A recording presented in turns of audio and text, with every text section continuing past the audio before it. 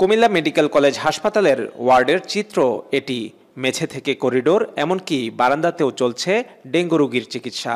বাড়তি রোগীর চাপ সামলাতে হিমশিম জেনারেল হাসপাতালেও। ডেঙ্গু আক্রান্ত রোগীদের সংখ্যা প্রতিদিনই বাড়ছে। শুধু শহর নয়, এবার গ্রামাঞ্চলেও ছড়িয়ে পড়ছে ডেঙ্গু সংক্রমণ।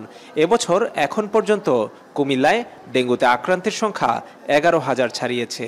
প্রতিদিন গড়ে 50 জন নতুন রোগী শনাক্ত হলেও চিকিৎসকরা বলছেন প্রকৃত সংখ্যা আরও বেশি।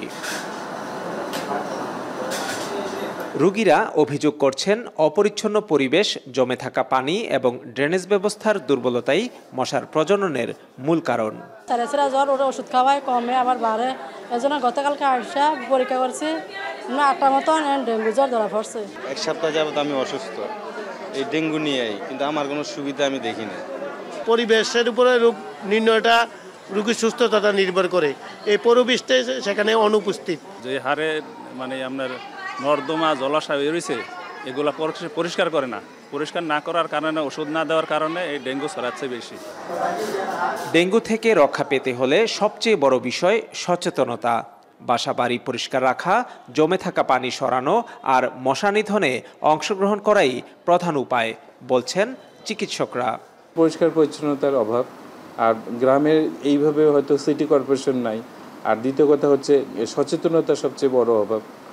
যেখানে ডেঙ্গু তো আসলে পরিষ্কার পানিতে ডিম ছাড়ায়, 3 দিনের কোনো জমানো পানিতে ওরা ডিম ছাড়ে, ওই লার্ভা 3 দিনের মধ্যে ম্যাচিউর হয়ে মশায় পরিণত হয়ে যায়। রোগীদেরকে একটু বেশি গুরুত্ব দিই।